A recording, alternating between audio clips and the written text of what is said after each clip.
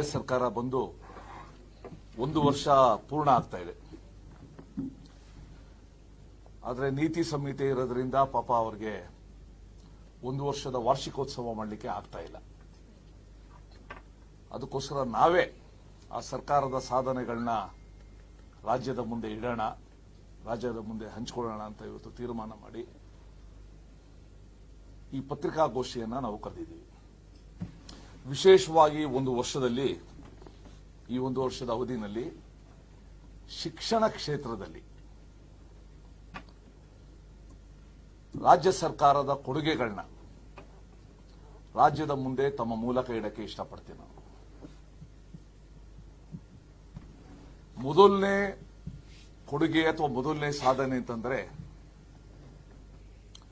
ಅತ್ಯಂತ ವೈಜ್ಞಾನಿಕವಾಗಿ ರೂಪುಗೊಂಡ ರಾಷ್ಟ್ರೀಯ ಶಿಕ್ಷಣ ನೀತಿಗೆ ರಾಜಕೀಯ ಮೇಲಾಟದ ಕಾರಣ ತಿಲಾಂಜಲಿ ಕೊಟ್ಟು ರಾಜ್ಯ ಶಿಕ್ಷಣ ನೀತಿ ತರ್ತೀವಿ ಅಂತ ಘೋಷಿಸಿದ ಈ ಸರ್ಕಾರ ಇವತ್ತವರೆಗೂ ಯಾವುದೇ ಪ್ರಗತಿಯನ್ನ ಮಾಡದೇ ಇರೋದು ಒಂದು ಸಾಧನೆ. ವಿಶೇಷವಾಗಿ ಪದವಿ ತರಗತಿಗಳಲ್ಲಿ, ಕಾಲೇಜಲ್ಲಿ ಓದ್ತಾ ಇರೋ ವಿದ್ಯಾರ್ಥಿಗಳು ಅವರ ಜೀವನದ ಜೊತೆ ಇವತ್ತು ಚೆಲ್ಲಾಟ ಆಡ್ತಾ ಇದೆ ರಾಜ್ಯ ಸರ್ಕಾರ. ಇನ್ನ ಪ್ರಾಥಮಿಕ ಪ್ರೌಢ ವಿದ್ಯಾರ್ಥಿಗಳ ಭವಿಷ್ಯವನ್ನೇ ಮಸುಕು ಮಾಡ್ತಾ ಇದೆ ಇವರ ಈ ನೀತಿ. ನಮ್ಮಲ್ಲಿ 2 ಇದೆ. ಕೇಂದ್ರ ಪಠ್ಯಕ್ರಮದ ಶಾಲೆಗಳು, ಸಿಬಿಎಸ್ಇ, ಐಸಿಎಸ್ಇ ಆ ಶಾಲೆಗಳು, ಜೊತೆಗೆ ಸ್ವಾಯತ್ತ ವಿಶ್ವವಿದ್ಯಾಲಯಗಳು. ಆ ವಿದ್ಯಾರ್ಥಿಗಳದ್ದು ಬಗ್ಗೆ ಒಂದು ನೀತಿ ಆದ್ರೆ, ನಮ್ಮ ಸರ್ಕಾರಿ ಶಾಲೆ, ಸರ್ಕಾರಿ ಕಾಲೇಜುಗಳಲ್ಲಿ ಓದ್ತಾ ಇರೋ ವಿದ್ಯಾರ್ಥಿಗಳ ಬಗ್ಗೆ ಇನ್ನೊಂದು ನೀತಿ. ಈ ಬಗೆಯ ನೀತಿ ನಮ್ಮ ಸರ್ಕಾರಿ ಶಾಲೆಗಳ ವಿದ್ಯಾರ್ಥಿಗಳ ಭವಿಷ್ಯದ ಬಗ್ಗೆ ಕಾಳಜಿ ಯಾರು ಮಾಡಬೇಕು, ಅದರ ಬಗ್ಗೆ ನೀತಿನ ಯಾವಾಗ ರೂಪಿಸ್ತಾರೆ, ಅವರಿಗೆ ಕೌಶಲ್ಯವನ್ನ ಯಾರು ಕಲಿಸ್ತಾರೆ 9ನೇ ಕ್ಲಾಸಿಂದ. ಜೊತೆಗೆ ಇವರೊಂದು ಶಿಕ್ಷಣ ನೀತಿ ಸಮಿತಿಗಳನ್ನ ಮಾಡಿದ್ದಾರೆ. ಆ ಶಿಕ್ಷಣ ನೀತಿ ಸಮಿತಿಗಳನ್ನ ಸಮರ್ಥವಾಗಿ ಮುನ್ನಡೆಸಕ್ಕೂ ಆಗ್ತಾ ಇಲ್ಲ ಈ ರಾಜ್ಯ ಸರ್ಕಾರಕ್ಕೆ. ಯಾಕಂದ್ರೆ ರಾಜ್ಯ ಸರ್ಕಾರದಲ್ಲಿ ನಂಗೆ ಗೊತ್ತಿರೋಂಗೆ ಒಬ್ಬ ಫುಲ್ ಟೈಮ್ ಎಜುಕೇಶನ್ ಮಿನಿಸ್ಟರೇ ಇಲ್ಲ. ಪಾಪ ಅವರ ಕುಟುಂಬದವರು ಯಾರನ್ನೋ ಚುನಾವಣೆ ಗೆಲ್ಲಿಸಬೇಕು ಅಂತ ಓಡಾಡಿಸ್ತಾರೆ, ಇನ್ನೇನೋ ಮಾಡಿಸ್ತಾರೆ. ಫುಲ್ ಟೈಮ್ ಎಜುಕೇಶನ್ ಮಿನಿಸ್ಟರ್ ಈ ರಾಜ್ಯಕ್ಕೆ ಅಗತ್ಯ ಇತ್ತು. ಆ ಅಗತ್ಯವನ್ನ ಮನಗಾಣದೇ ಇರುವ ಸರ್ಕಾರದಿಂದ ನಮ್ಮ ವಿದ್ಯಾರ್ಥಿಗಳ ಜೀವನದ ಜೊತೆ ಚೆಲ್ಲಾಟ ಆಡೋ ಕೆಲಸ ಮತ್ತೆ ಅವರ ಭವಿಷ್ಯವನ್ನೇ ಇವತ್ತು ಒಂದು ಹಾಳುಗೆಡುವ ಕೆಲಸವನ್ನ ರಾಜ್ಯ ಸರ್ಕಾರ ಮಾಡಿ ಒಂದು ದೊಡ್ಡ ಕೊಡುಗೆಯನ್ನ ನೀಡಿದೆ. 5ನೇ ಕ್ಲಾಸು, 8ನೇ ಕ್ಲಾಸು, 9ನೇ ಕ್ಲಾಸು, 5th, 8th, 9th ಆ ತರಗತಿಗಳಿಗೆ ನಾವು ಮೌಲ್ಯಮಾಪನ ಮಾಡ್ತೀವಿ, ಒಂದು ರೀತಿ ಬೋರ್ಡ್ ಎಕ್ಸಾಮ್ ಮಾಡ್ತೀವಿ ಅಂತ ಹೊರಟು ಈ ಸರ್ಕಾರ. ಮಾಡಕ್ಕಿಂತ ಮುಂಚೆ ಮಕ್ಕಳ ಜೊತೆ, ಪೋಷಕರ ಜೊತೆ, ಈ ಶಾಲೆಗಳ ಮುಖ್ಯಸ್ಥರ ಜೊತೆ ಒಂದು ಸಂವಾದ ಮಾಡಿ ತನ್ನ ಉದ್ದೇಶ ಏನು, ಯಾತಕ್ ಮಾಡ್ತಾ ಇದ್ದೀವಿ, ಇದನ್ನ ಸ್ಪಷ್ಟಗೊಳಿಸದೇನೆ ನ್ಯಾಯಾಲಯದವರೆಗೂ ಈ ಪ್ರಕರಣ ಹೋಗಿದೆ. 5ನೇ ಕ್ಲಾಸು, 8ನೇ ಕ್ಲಾಸ್, 9ನೇ ಕ್ಲಾಸ್ ಮಕ್ಕಳದು ಭವಿಷ್ಯ ನ್ಯಾಯಾಲಯದವರೆಗೂ. ನ್ಯಾಯಾಲಯ ಅದಕ್ಕೆ ತಡೆಯಾಜ್ಞೆ, ಆ ತಡೆಯಾಜ್ಞೆನ ತೆಗೆಸೋದು, ಮತ್ತೆ ನಾಳೆಯಿಂದ ಎಕ್ಸಾಮ್ ಅನ್ನೋದು. ಈಗ ಅಲ್ಟಿಮೇಟ್ಲಿ ಏನು, ರಿಸಲ್ಟ್ ಅನೌನ್ಸ್ ಮಾಡಂಗಿಲ್ಲ ಅಂತ. ಆ ಎಳೆ ಮಕ್ಕಳ ಮನಸ್ಥಿತಿನ, ಅವರ ಮನಸ್ಸಿನ ಭಾವನೆಯನ್ನ, ಪೋಷಕರ ಆತಂಕವನ್ನ ಗಣನೆಗೆ ತಗೊಂಡಿಲ್ಲ ಈ ರಾಜ್ಯದ ಸರ್ಕಾರದ ಮುಖ್ಯಸ್ಥರು. ಯಾಕೆ ಅವ್ರದ್ದು ಓಟ್ ಇಲ್ವಲ್ಲ. ವಿದ್ಯಾರ್ಥಿಗಳಿಗೆ ಓಟ್ ಇದ್ರೆ ಇವೆಲ್ಲನೂ ಕೂಡ ಬಹಳ ಹುಷಾರಾಗಿ ಮಾಡ್ತಾ ಇದ್ರು. ವೋಟ್ ಬ್ಯಾಂಕ್ ಆಧಾರದ ಮೇಲೆ ಸರ್ಕಾರ ನಡೆಸೋದು ಹಣೆ ಬರನೇ ಇದು. ವಿದ್ಯಾರ್ಥಿಗಳ ಜೊತೆ ಚೆಲ್ಲಾಟ, ಅವರ ಭವಿಷ್ಯದ ಬಗ್ಗೆ ಕ್ಯಾರೆ ಎಂದೇ ಇರೋದು, ಅವರ ಜೀವನನ ಅಂಧಕಾರ ಮಾಡೋದು. ಆ ಒಂದು ಕಾರ್ಯವನ್ನ ಯಶಸ್ವಿಯಾಗಿ ಮಾಡಿ ತನ್ನ ಗ್ಯಾರಂಟಿಗಳ ಸಾಲಿಗೆ ವಿದ್ಯಾರ್ಥಿಗಳ ಭವಿಷ್ಯನ ಮಸುಕು ಮಾಡೋದು ಒಂದು ಗ್ಯಾರಂಟಿ ಅಂತ ಅಂದ್ಕೊಂಡಿದೆ ಈ ಸರ್ಕಾರ. ಒಟ್ಟಾರೆ ಈ ಪ್ರಹಸನ ನಡೀತು, ನ್ಯಾಯಾಲಯ ಎಲ್ಲನೂ ಕೂಡ ನಮ್ಮ ಜನಕ್ಕೆ ಮನರಂಜನಾ ತೆರಿಗೆ ಇಲ್ಲದೆ ನೋಡಿದಂತ ಒಂದು ಪ್ರಹಸನ ಆಗುತ್ತೆ. Entertainment without tax. ಇಷ್ಟೆಲ್ಲ ಆದ್ಮೇಲೆ ಆ ಮಕ್ಕಳಿಗೆ ಮುಂದೆ ಬಂದು ಮಕ್ಕಳಿಗೆ ಆ ಆತಂಕನ ನಿವಾರಣೆ ಮಾಡೋದು, ನಿಮ್ಮ ಮಕ್ಕಳಿಗೆ ನಿಮ್ಗೆಲ್ಲ ಈ ರೀತಿ ತೊಂದರೆ ಆಗಿದ್ದ ವಿಷಾದ ವ್ಯಕ್ತಪಡಿಸೋದು, ಅವರಲ್ಲಿ ಆತ್ಮವಿಶ್ವಾಸ ತುಂಬೋದು, ಯಾವ ಕೆಲಸನೂ ಕೂಡ ಈ ರಾಜ್ಯ ಸರ್ಕಾರದ ಸಚಿವರಿಂದ ಆಗಲಿಲ್ಲ. ಯಾವುದೇ ಪರ ವ್ಯಕ್ತಿ ಇಂಥ ಸಂದರ್ಭದಲ್ಲಿ he should lead from the front, ಮುಂದೆ ನಿಂತ್ಕೊಂಡು ಲೀಡ್ ಮಾಡಬೇಕು. ಯಾರು ಆತಂಕ ಮಾಡಬೇಡಿ, ನಾವು ಇದೀವಿ, ಇದಕ್ಕೆ ಪರಿಹಾರ ಹುಡುಕ್ತೀವಿ ಅಂತ ಧೈರ್ಯ ತುಂಬಬೇಕು. ಆ ಕೆಲಸ ಮಾಡಲೇ ಇಲ್ಲ. ವಿದ್ಯಾರ್ಥಿಗಳು ತಾನೆ ಅನ್ನೋ ಒಂದು ಧೋರಣೆ. ಇನ್ನ ಮೂರನೇದು, ನಮ್ಮಲ್ಲಿ ಸಾಮಾನ್ಯ ಪ್ರವೇಶ ಪರೀಕ್ಷೆ ಇದೆ, ಸಿಇಟಿ, ಕಾಮನ್ ಎಂಟ್ರೆನ್ಸ್ ಟೆಸ್ಟ್. ಒಂದು ಕಾಲದಲ್ಲಿ ಇಡೀ ದೇಶದಲ್ಲೇ ಬಹಳ ದೊಡ್ಡ ಹೆಸರು ನಮ್ಮ ಸಿಇಟಿ, ಬಹಳ ದೊಡ್ಡ ಹೆಸರು, ಅಷ್ಟು ಚೆನ್ನಾಗಿ ನಾವು ಮಾಡ್ತಾ ಇದ್ವಿ. ಇವತ್ತು ಆ ಸಿಇಟಿನ ಹಾಳುಗೆಡುವಿನ ಕೀರ್ತಿ ಈ ರಾಜ್ಯ ಸರ್ಕಾರ. ಆ ಸಿಇಟಿ ಮಕ್ಕಳಿಗೆ ಪ್ರವೇಶ ಪತ್ರ ತಗೊಳ್ಳಿಕ್ಕೆ ಆಗ್ಲಿಲ್ಲ.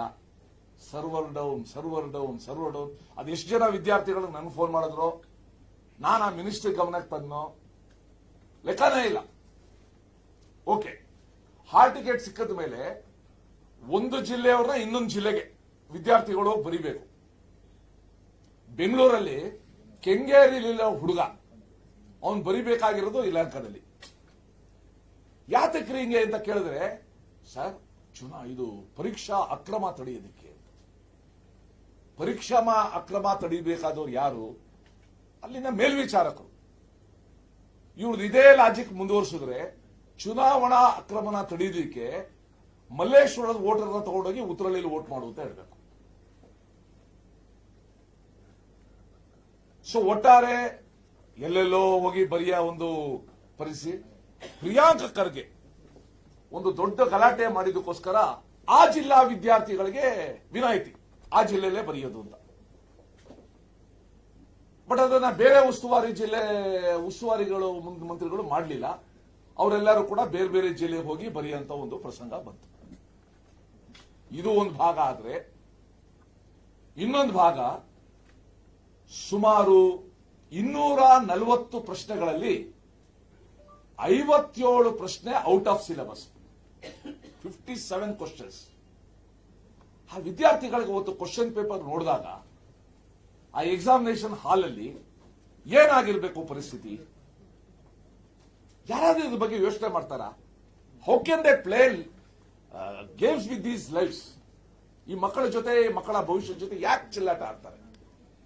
ಅದನ್ನ ಕೇಳಿದ್ರೆ ನಮ್ಮ ಕೆಇಎ, ಯಾವುದೋ ಒಂದು ಕರ್ನಾಟಕ ಎಕ್ಸಾಮಿನೇಷನ್ ಅಥಾರಿಟಿ, ಆ ಅಧಿಕಾರಿಗಳ ಧೋರಣೆ ಅಂತೂ ಇಷ್ಟು ವಿದ್ಯಾರ್ಥಿ ವಿರೋಧಿ ಧೋರಣೆ. ಹೌದ್ರಿ, ಕೊಡ್ತೀವಿ, ಬರಿಬೇಕು, ಏನು ಅದರಲ್ಲಿರೋದು ಮಾತ್ರ ಕೊಡಕ್ಕಾಗತ್ತಾ ಅಂತ ಹೇಳಿ ಕೊನೆಗೆ ಕೃಪಾಂಕವನ್ನ ಕೊಡೋ ಒಂದು ಸ್ಥಿತಿಗೆ ಬಂತು. ಅದನ್ನೆಲ್ಲ ಕ್ವಶನ್ಸ್ ಬರೆದಿರೋರಿಗೆ, ಬರೆದಿರೋರಿಗೆ ಎಲ್ಲರಿಗೂ ನಾವು ಕೊಡ್ತೀವಿ ಅಂತ ಮಾಡಿ, ನಾವು ಏನೇನು ಆಗ್ರಹ ಮಾಡಿದ್ರು ಕೂಡ ಆ ಕೆಇಎ ಅಧಿಕಾರಿಗಳ ಉದ್ದಟತನದ ವರ್ತನೆಗೆ ಕಡಿವಾಣ ಹಾಕೋ ಪ್ರಯತ್ನ ರಾಜ್ಯ ಸರ್ಕಾರ, ಸಚಿವರು ಮಾಡಲೇ ಇಲ್ಲ. ಇವತ್ತೇನೋ ಅವ್ರನ್ನ ಟ್ರಾನ್ಸ್ಫರ್ ಮಾಡಿದ್ರು ಅಂತ ಕೇಳಲ್ಪಟ್ಟೆ, that's a different thing. But ಆದಾಗ, ಆ ಸಂಗತಿಗಳಾದಾಗ, ಎಕ್ಸಾಮಿನೇಷನ್ ಬರೆಯುವಾಗ, ಹಾಲ್ ಟಿಕೆಟ್, ಈ ಔಟ್ ಆಫ್ ಸಿಲೆಬಸ್, ಒಬ್ಬ ಸಚಿವ ಆಗಿದ್ದವರು ಈ ತರ ಸಂದರ್ಭದಲ್ಲಿ ಮುಂಚೆ ಕೂತ್ಕೊಂಡು ಯಾವ ರೀತಿ ಮಾಡ್ತೀರಾ, ಏನು ಪರಾಮರ್ಶೆ, ಮಾನಿಟರಿಂಗ್ ಮಾಡಬೇಕು. ಅದು ಮಾಡದೇ ಇರೋ ಒಂದು ಕಾರಣದಿಂದ ಆ ಸಿಇಟಿ ನಾನು ಪಾಸ್ ಮಾಡಬೇಕು, ನಾನೇನೋ ಇಂಜಿನಿಯರಿಂಗ್ ಹೋಗ್ಬೇಕು, ನಾನೇನೋ BSc AG ಹೋಗ್ಬೇಕು, BSc ವೆಟರ್ನರಿ ಹೋಗ್ಬೇಕು, ಏನೇನೋ ಕನಸುಗಳಿರ್ತದೆ. ಆ ಕನಸುಗಳಿಗೆ ಕಲ್ಲು ಹಾಕುವ ಕೆಲಸನ ಬಹಳ ಯಶಸ್ವಿಯಾಗಿ ರಾಜ್ಯ ಸರ್ಕಾರ ಮಾಡಿದೆ.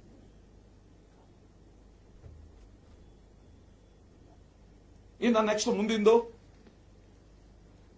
5, 8, 9 ಆಯ್ತು, CET ಆಯ್ತು. ನಾವೇನ್ ಕಡಿಮೆ ಅಂತ SSLC ಎಕ್ಸಾಮ್. SSLC ಎಕ್ಸಾಮ್ ಯಾವ ರೀತಿ ಮಾಡಬಾರ್ದು ಅನ್ನೋದಕ್ಕೆ ಮೊನ್ನೆ ನಡೆದ SSLC ಎಕ್ಸಾಮ್ ಇಡೀ ರಾಜ್ಯ, ಇಡೀ ದೇಶಕ್ಕೆ ಒಂದು ಒಳ್ಳೆ ಉದಾಹರಣೆ, ಬಹಳ ಒಂದು ಒಳ್ಳೆ ಉದಾಹರಣೆ. ಈ ಸಾಲದು ಅಂತ ಒಂದು ವರ್ಷಕ್ಕೆ 3 ಎಕ್ಸಾಮ್ ಬೇರೆ, ಪ್ರತಿ ತಿಂಗಳು ಒಂದು ಎಕ್ಸಾಮ್ ಮಾಡಿದ್ರೆ ಒಳ್ಳೇದ ಅಂತ ಅನ್ಸೋ ಸ್ಥಿತಿಗೆ ಬರ್ತಾ ಇದೆ. 3 ಎಕ್ಸಾಮ್ ಮಾಡಿ ಆ ಮಕ್ಕಳದು ಆ ಸೀರಿಯಸ್ನೆಸ್ ಹಾಳು ಮಾಡ್ತಾರೆ, ಮಕ್ಕಳಲ್ಲಿ ಆತಂಕ ಜಾಸ್ತಿ ಮಾಡ್ತಾರೆ, ಇಡೀ ವರ್ಷ ಪರೀಕ್ಷೆನೇ ಮಾಡ್ತಾ ಕೂತ್ಕೊಳ್ತಾರೆ. ಅದಕ್ಕೆ ಇದುವರೆಗೂ ಕೂಡ ತಾತ್ವಿಕವಾಗಿ 3 ಎಕ್ಸಾಮ್ ಯಾಕೆ ಮಾಡಬೇಕು, ಇದರಿಂದ ಏನ್ ಲಾಭ, ಇದು ಏನ್ ಪ್ರಯೋಜನ, ಯಾವ ಶಿಕ್ಷಣ ತಜ್ಞ ಹೇಳಿದ ಇದನ್ನ ಹೇಳಲ್ಲ.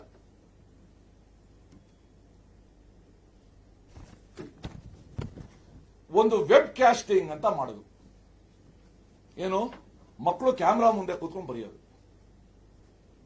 ಅದೇ CET ತರನೇ ನಾವು ಮಕ್ಕಳು ಅಕ್ರಮ ತಡಿತೀವಿ ಅಂತ. ಅಂದ್ರೆ ಬರೋರೆಲ್ಲರೂ ಕೂಡ ಕಾಪಿನೇ ಹೊಡಿತಾರೆ ಅಂತ ವಿಶ್ವಾಸ ಇವರಿಗೆ. ಅರೆ ಮುಂಚೆಯಿಂದಾನು ಕೂಡ ಎಕ್ಸಾಮಿನೇಷನ್ ಸೂಪರಿಂಟೆಂಡೆಂಟ್ ಅಂತ ಇರ್ತಾನೆ, ಎಕ್ಸಾಮಿನೇಷನ್ ಹಾಲ್ ಸೂಪರಿಂಟೆಂಡೆಂಟ್ ಅಂತ ಇರ್ತಾನೆ, ಅವನ್ ಕೇರ್ ತಗೊಳ್ಬೇಕು. ಇವ್ರು ವೆಬ್ ಕ್ಯಾಸ್ಟಿಂಗ್ ಮುಖಾಂತರ ಕೂಡಿಸಿ ಇದೊಂಥರ ಎಲ್ಲೆಲ್ಲೋ ಕ್ಯಾಮ್ರಾ ಇಟ್ಬಿಟ್ಟು ರೆಕಾರ್ಡ್ ಮಾಡ್ತಾರಲ್ಲ, ಆ ರೀತಿ ಒಂದು ಪ್ರಸಂಗ ಇದು. ಬಹಳ ಬೇಜಾರಾಗುತ್ತೆ. ಪುನಃ ಏನಾಯ್ತು, ಫಲಿತಾಂಶ 30% ಕಡಿಮೆ ಆಗೋಯ್ತು. ಇವ್ರ ಮುಖ ಭಂಗ ಆಗೋಯ್ತು. ಜನರ ಮುಖ ಅಂತ ಹೆಂಗೆ ತೋರಿಸೋದು, ಅದಕ್ಕೆ ಅವ್ರ ಕೃಪಾಂಕ. ಸುಮಾರು 1,79,000 ಮಕ್ಕಳಿಗೆ ಕೃಪಾಂಕ ಕೊಟ್ಟು ಪಾಸ್ ಮಾಡಿಸಿ, ಅವರದೆಲ್ಲದ ತಪ್ಪಿಗೆ ಒಟ್ಟಾರೆ SSLC ಪರೀಕ್ಷೆನ ಅತ್ಯಂತ ಕೆಟ್ಟ ರೀತಿಯಲ್ಲಿ ಮಾಡಿ ಮಕ್ಕಳನ್ನ ಸಂಕಷ್ಟಕ್ಕೆ ದೂಡಿದ ಖ್ಯಾತಿ ಈ ಸರ್ಕಾರದ್ದು. ಪ್ರಾಯಶಃ ಶಿಕ್ಷಣ ಇಲಾಖೆಯ ಇತಿಹಾಸದಲ್ಲೇ ಇದೊಂದು ದೊಡ್ಡ ಕಪ್ಪು ಚುಕ್ಕೆ ಅಂತ ಹೇಳಕ್ ಇಷ್ಟಪಡ್ತೀನಿ. ಇನ್ನು ಮುಂದಿಂದು 15,000 ಜನ GPT ಟೀಚರ್ಸ್ ಅಪಾಯಿಂಟ್ಮೆಂಟ್ ಮಾಡ್ಕೊಳ್ಳಿ. ಗ್ರಾಜುಯೇಟ್ ಪ್ರೈಮರಿ ಟೀಚರ್ಸ್ 15,000 2 ತಿಂಗಳಲ್ಲಿ ಮುಗಿಸಬಹುದಾಯಿತು. ಜಸ್ಟ್ 2 ಮಂತ್ಸ್ ಅಲ್ಲಿ ಇದನ್ನ ಕೆಲಸ ಇದುವರೆಗೂ ಕೂಡ ಅಸ್ತವ್ಯಸ್ತ ಮಾಡಿ, ಇದುವರೆಗೂ ಕೂಡ ಫೈನಲ್ ಲಿಸ್ಟ್ ಅವರಿಗೆ ಕೆಲಸ ಕೊಡದೇನೆ ಎಲ್ಲಾ ಶಾಲೆಗಳಲ್ಲಿ ಶಿಕ್ಷಕರ ಕೊರತೆ. ಈ ಶಿಕ್ಷಕರ ಕೊರತೆ ಇದ್ದಾಗ ನನ್ಗೆ ಗೊತ್ತು ಅನೇಕ ಶಾಲೆಗಳಲ್ಲಿ ಏನೇನಾಗಿದೆ ಅಂತ. ಅದನ್ನ ಮಾಡದೇನೆ ನಿರುದ್ಯೋಗಿಗಳಿಗೆ ನಾವು 2,000 ರೂಪಾಯಿ ಕೊಡ್ತೀವಿ ಅಂತ ಏನು ಹೇಳಿದ್ರು, ಪ್ರಾಯಶಃ ಅದನ್ನೇ ಇದು ಮುಂದುವರೆದ ಭಾಗ. ಇದು ಅವ್ರಿಗೆ ನೇಮಕಾತಿ ಕೊಡದೇ ಇರೋದು. ಇನ್ನ ಈ ವರ್ಷದ ಈ ಶೈಕ್ಷಣಿಕ ವರ್ಷ ಪ್ರಾರಂಭ ಆಗಕ್ಕೆ ಕೆಲವೇ ದಿನಗಳಿದೆ. ಇದುವರೆಗೂ ರಾಜ್ಯ ಸರ್ಕಾರ ರಾಜ್ಯದಲ್ಲಿರುವ ಅಧಿಕೃತ ಶಾಲೆಗಳು ಯಾವುದು, ಅನಧಿಕೃತ ಶಾಲೆಗಳು ಯಾವುದು ಅಂತ ಲಿಸ್ಟ್ ಅನ್ನ ಪ್ರಕಟ ಮಾಡಿಲ್ಲ. ಮತ್ತೆ ಪೋಷಕರು ಯಾವುದೋ ಸ್ಕೂಲ್ಗೆ ಸೇರಿಸ್ತಾರೆ, ಡಿಸೆಂಬರ್ ಜನವರಿ ಗೊತ್ತಾಗುತ್ತದು ಅನಧಿಕೃತ ಶಾಲೆ ಅಂತ, ಮತ್ತೆ ಪ್ರಾಬ್ಲಮ್ ಸ್ಟಾರ್ಟು. ಈ ವರ್ಷಕ್ಕೆ ಮನ್ನಾ. ನನಗೆ ಗೊತ್ತಿರಂಗೆ ಎಲ್ಲಾ DDPIಗಳಿಗೆ ಸೂಚನೆ ಕೊಟ್ಟು 3-4 ತಿಂಗಳಾಗಿದೆ, ನೀವು ಲಿಸ್ಟ್ ಅನ್ನು ಅನೌನ್ಸ್ ಮಾಡಬೇಕು ಅಂತ.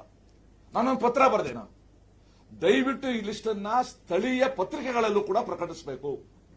ಸಾಮಾನ್ಯ ಪೋಷಕರಿಗೆ ಗೊತ್ತಾಗಬೇಕು, ನಾನು ನನ್ನ ಮಗನ ಯಾವ ಸ್ಕೂಲ್ಗೆ ಸೇರಿಸ್ತೀನಿ, ಅದು ಆಥರೈಸ್ಡಾ ಅನಾಥರೈಸ್ಡಾ, ಅದಕ್ಕೆ ರೆಕಗ್ನಿಷನ್ ಇದೆಯಾ, ಅಧಿಕೃತನ ಅನಧಿಕೃತ ಗೊತ್ತಾಗಬೇಕು. ಅದನ್ನ ಇದುವರೆಗೂ ಕೂಡ ಅವರು ಮಾಡಿಲ್ಲ. This shows scant respect for the children's rights. ಆ ಮಕ್ಕಳ ಹಕ್ಕದ ಬಗ್ಗೆ ಇವ್ರಿಗಿರುವ ಎಷ್ಟು ತಿರಸ್ಕಾರ ಇದೆ ಅಂತ ಒಂದು ಗೊತ್ತಾಗುತ್ತೆ. ಇನ್ನು ಕೆಲವು ಶಾಲೆಗಳು ಶೈಕ್ಷಣಿಕ ವರ್ಷ ಪ್ರಾರಂಭಕ್ಕಿಂತ ಮುಂಚೆನೇ ಸ್ಕೂಲ್ ಶುರು ಮಾಡ್ಬಿಟ್ಟು, ನಾ ಅದಕ್ಕೂ ಕೂಡ ಪತ್ರ ಬರೆದೆ. ನೋಡ್ರಿ, ಹಿಂಗ್ ಶುರು ಮಾಡ್ತಾ ಇದ್ರೆ ಬೇಸಿಗೆ ಕಾಲ, ಈ ಮಳೆ ಬಂದ್ಮೇಲೆ ನಮ್ಗೆ ಬಿಸಿಲು ಕಡಿಮೆ ಆಗಿದೆ, ಒಂದು ವಾರ ದಿವಸದ ಮುಂಚೆ ಬೆಂಗಳೂರು ಹೆಂಗಿತ್ತು ಅಂತ ನಮ್ಗೆ ಗೊತ್ತಿದೆ, ಇಡೀ ರಾಜ್ಯ ಹೆಂಗಿತ್ತು ಅಂತ ಗೊತ್ತಿದೆ. ಅಂತ ಸಮಯದಲ್ಲಿ ಫೀಸ್ಗೋಸ್ಕರ ಶೈಕ್ಷಣಿಕ ವರ್ಷ ಶುರು ಹಾಕಿಂತ ಮುಂಚೆನೇ ಇವರು ಕ್ಲಾಸ್ಗಳು ಶುರು ಮಾಡಿದ್ರು. ನಾ ಅದನ್ನು ಗಮನಕ್ಕೆ ತಂದೆ ತಗೊಳ್ತೀವಿ ಅಂತಂದ್ರು. ಬಟ್ ಬಹಳಷ್ಟು ಖಾಸಗಿ ಶಾಲೆಗಳು ಶುರು ಮಾಡಿರೋದು ನಿಜ. ಅದನ್ನ ಕಡಿವಾಣ ಹಾಕಕ್ಕಾಗ್ಲಿಲ್ಲ. ಇನ್ನು ಮುಂದಿದ್ದು ಪಠ್ಯ ಪುಸ್ತಕ ಪರಿಷ್ಕರಣೆ. ಇದೊಂದು ಪ್ರತಿ ವರ್ಷ ಇವರು ಮಾಡಕ್ ಹೊರಟು ಕೈ ಸುಟ್ಕೊಳ್ಳೋ ಒಂದು ಕರ್ಮಕಾಂಡ. ಆ ಪಠ್ಯ ಪುಸ್ತಕ ಪರಿಷ್ಕರಣೆ ಏನಾಗಿದೆ ಯಾರಿಗೂ ಗೊತ್ತಿಲ್ಲ. ಹೊಸ ಪುಸ್ತಕಗಳು ಯಾವಾಗ ಬರುತ್ತೆ ಗೊತ್ತಿಲ್ಲ. ಬಂದ ಮೇಲೆ ಅದರಲ್ಲಿ ಏನೇನು ತಪ್ಪುಗಳು ಬರ್ತವೆ ಗೊತ್ತಿಲ್ಲ. ಶೈಕ್ಷಣಿಕ ವರ್ಷ ಪ್ರಾರಂಭ ಆಗ್ತದೆ. ಮಕ್ಕಳ ಓದಿನ ಬಗ್ಗೆ ಇವರ ರಾಜಕೀಯ ಮೇಲಾಟ ಏನಿದೆ, ಇದರಿಂದ ರಾಜ್ಯದ ಶಿಕ್ಷಣ ವ್ಯವಸ್ಥೆ ಬಗ್ಗೆ ದೊಡ್ಡ ಏಟು ಬೀಳ್ತಾ ಇದೆ. ಒಟ್ಟಾರೆ ನನಗನ್ಸುತ್ತೆ ದೇಶದ ಭವಿಷ್ಯ ರೂಪಿಸುವ ಶಿಕ್ಷಣ ವ್ಯವಸ್ಥೆಗೆ ಕಾಂಗ್ರೆಸ್ ಸರ್ಕಾರ ಮಾಡಿರುವ ಘನಂದಾರಿ ಅಪಚಾರ ಇದು ಅಂತ ಹೇಳಕ್ ಇಷ್ಟಪಡ್ತೀನಿ. ಅವರಿಗೆ ಇನ್ಕ್ಲಿನೇಷನ್ ಇಲ್ಲ, ಅವರಿಗೆ ಟೈಮೂ ಇಲ್ಲ.